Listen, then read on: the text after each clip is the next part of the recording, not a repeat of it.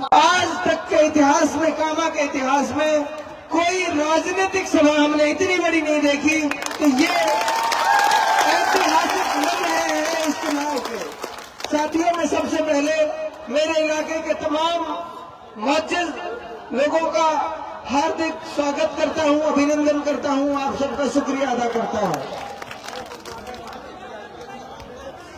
कैथवाड़ा की इस ऐतिहासिक सरजमीन पर इससे पहले हमने एक सभा और की थी। साथियों, कैथवाड़ा की सरजमीन पर 4 अक्टूबर को हमने सभा की थी। उस दिन भी मैंने ये कहा था कि जिस तरफ कैथवाड़ा का रुख मुड़ गया उस तरफ विधानसभा में विजय हो गई, उस तरफ जीत हो गई। और आज इस ऐतिहासिक दिन पर आपकी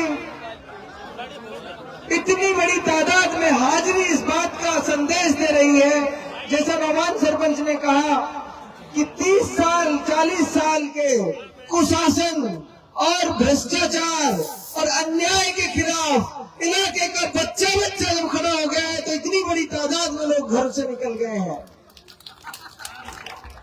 मैं रामधारी सिंह दिनकर एक कवि हुए हिंदी के बहुत बड़े, उन्होंने कहा सदियों की ठंडी पड़ी राख सुगबुगा उठी, सदियों की ठंडी पड़ी राख सुगबुगा उठी, मिट्टी सोने का ताज पहन ठिलाती है, दो राह समय के रथ की आवाज सुनो, सिंहासन खाली करो की जनता आती है, सिंहासन खाली करो की जनता आती है। साथियों, ये सच्चाई है, इसमें कोई शक नहीं है कि ये मुख्तार की ताकत नहीं है, ये किसी और की ताकत नहीं है, ये ताकत आम आदमी की है, ये हर गरीब और हर सताए हुए आदमी की ताकत है जो कि बड़ी ताकत करते हैं।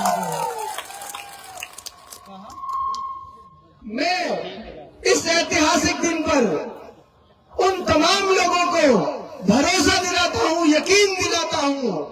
मेरा आज तक का जीवन भी सुबह से शाम तक, शाम से सुबह तक सिर्फ और सिर्फ इस इलाके की कुड़न और इस इलाके की फिक्र को लेकर आज तक भी गुजरा है।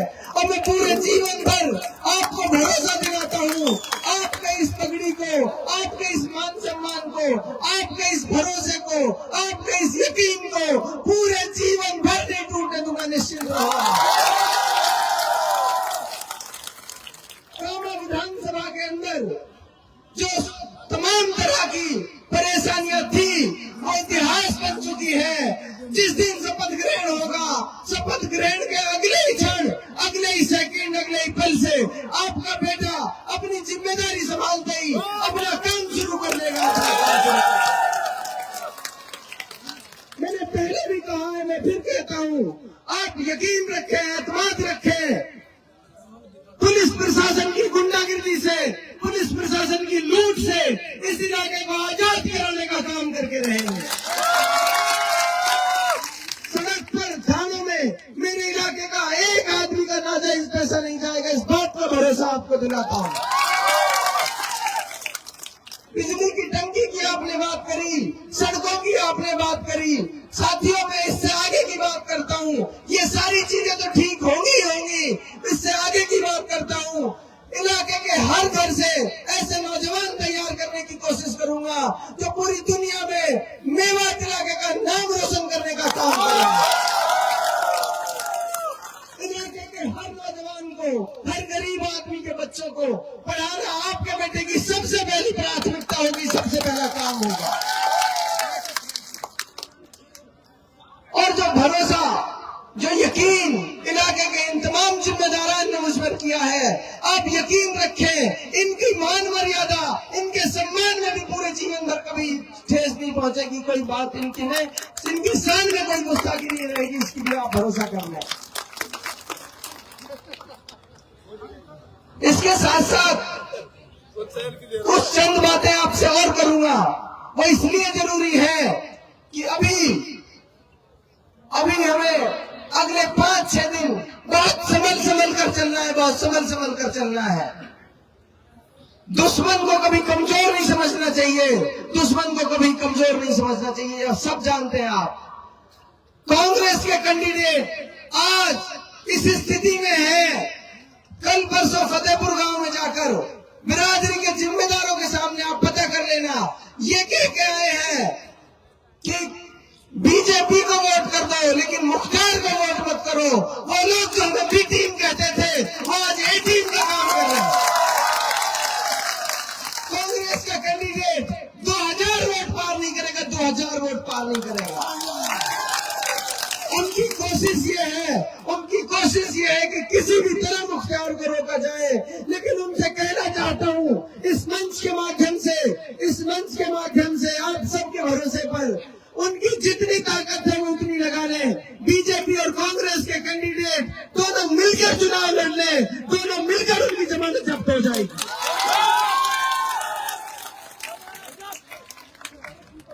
उनकी इन साजिशों को ध्यान में रखना है। उनका बहुत करीबी सरपंच, उनका सबसे करीबी क्यों कहूं तो उनका सबसे करीबी सरपंच कल बीजेपी में शामिल हो गया।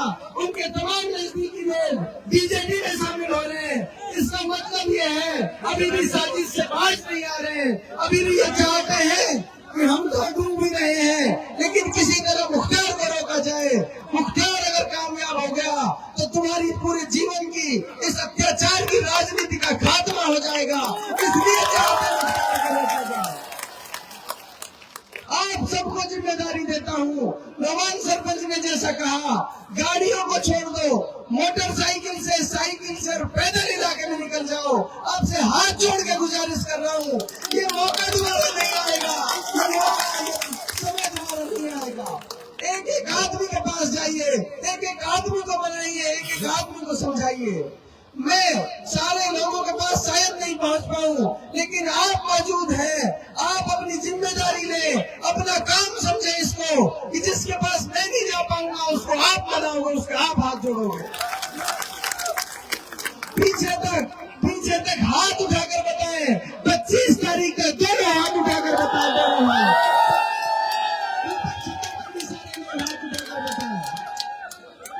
अपने भाइयों को बनाने का काम करेंगे।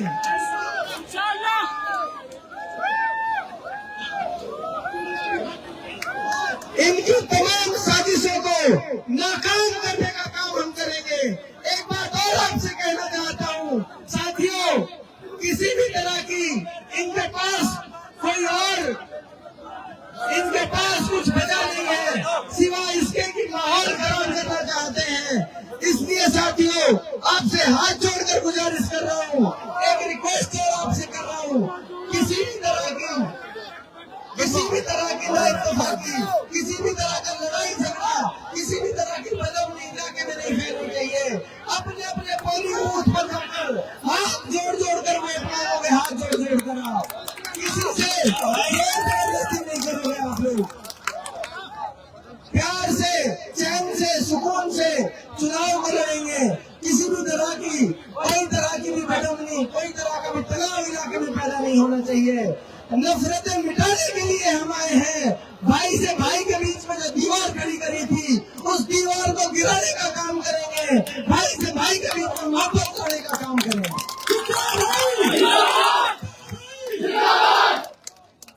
इन्हीं शब्दों के साथ मैं अगले 5-6 दिनों के लिए आप सबसे दरखास्त कर रहा हूँ, जहाँ भी अपने अपने गाँव में, अपने अपने बूथ में अपने रूठे हुए भाइयों को मनाने का काम आप लोग करोगे। यहाँ से जाने के बाद अपनी अपनी जिम्मेदारी सारे लोग निभाओगे।